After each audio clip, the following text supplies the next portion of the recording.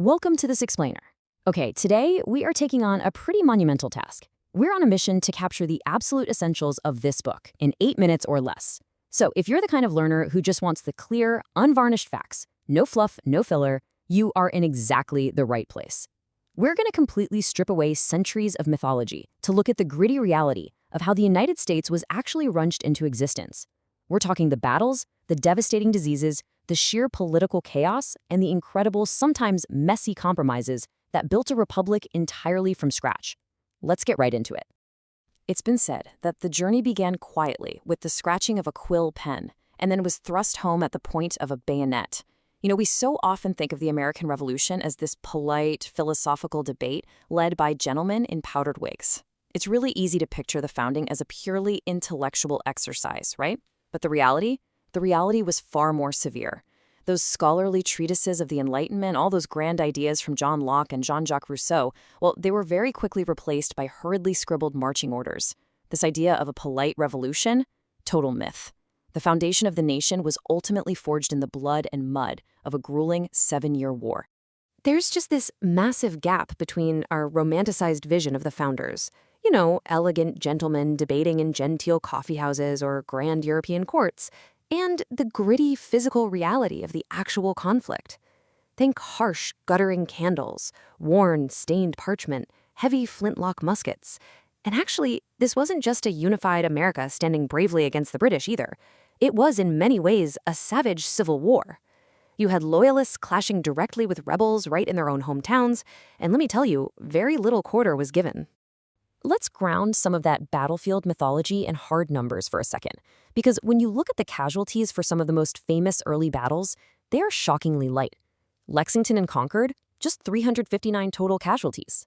Trenton had 978, but to put that in perspective, those were mostly Hessian troops being captured, with incredibly low American losses.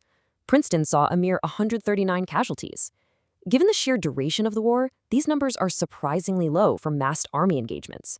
So, why is that? Well, 18th century armies moved at a snail's pace. They often completely halted combat just to take winter quarters, and they relied on incredibly inaccurate smoothbore muskets. So while facing massed firepower was absolutely terrifying, the actual marksmanship was notoriously poor. But if musket balls and bayonets weren't the primary killers, what was? The answer is disease. Smallpox and rampant infections killed far more combatants than any battlefield weapons ever did.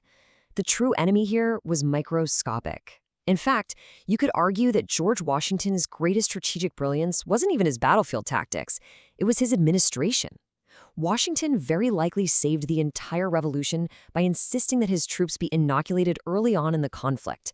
He preserved his fragile army against an invisible, devastating threat.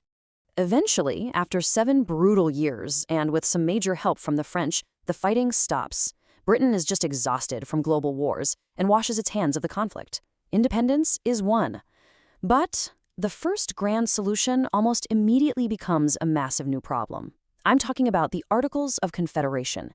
Yes, the colonies had won their freedom, but they were now merely cobbled together by this incredibly weak framework. And ironically enough, it was drafted by a Continental Congress that was quite literally on the run, dodging the British military while trying to write a governing document. So the crucial point is, why design the government to be so weak in the first place?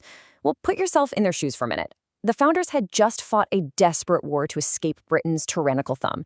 They were completely terrified of centralizing power in one place ever again. So they overcorrected. They prioritized immensely strong states' rights over a central government, creating a national body with absolutely no power to regulate commerce, no way to enforce its own acts, and crucially, absolutely no power to tax. It was essentially 13 independent nations basically pretending to be a single country. And the situation deteriorated at breakneck speed. In 1781, the Articles are ratified. By 1783, the Treaty of Paris officially ends the war and introduces the United States to the world as an independent entity. But less than 4 years later, by 1787, the nation is drowning.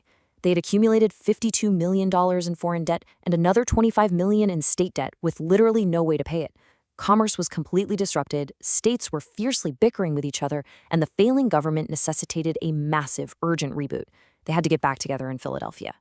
Enter James Madison, a brilliant, well-read lawyer and leader from the Virginia Assembly, who clearly recognized that this great American experiment was on the verge of total collapse. Along with allies like Alexander Hamilton and John Jay, he really became the intellectual driving force of the convention.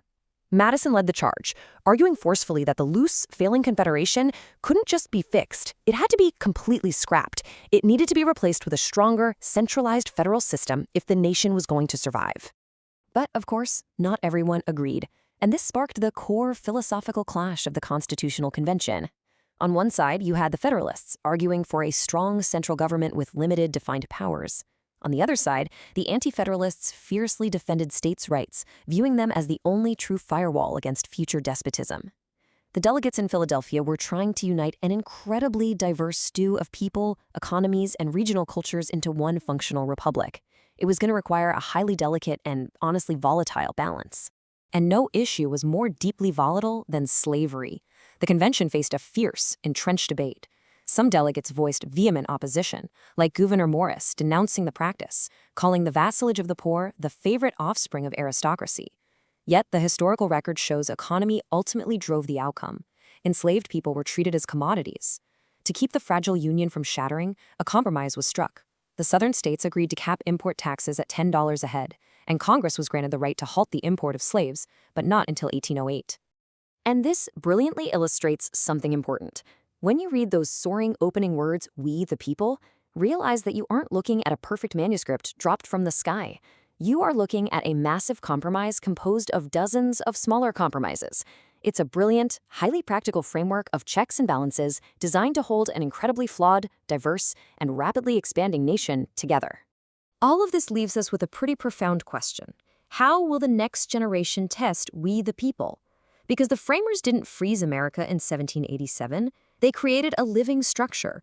For over 2 centuries, American citizens have lived by its commandments, stretched its implications, ignored its wisdom, assaulted its foundations, and reinterpreted the intentions of its framers to fit entirely new decades of social, moral, and economic existence. The grand experiment never truly ended in Philadelphia. It's tested every single day. That brings us to the end of our rapid-fire journey through the grit, the data, and the dramatic compromises of America's founding. If you enjoyed this, subscribe to In 8 Minutes and never miss what matters.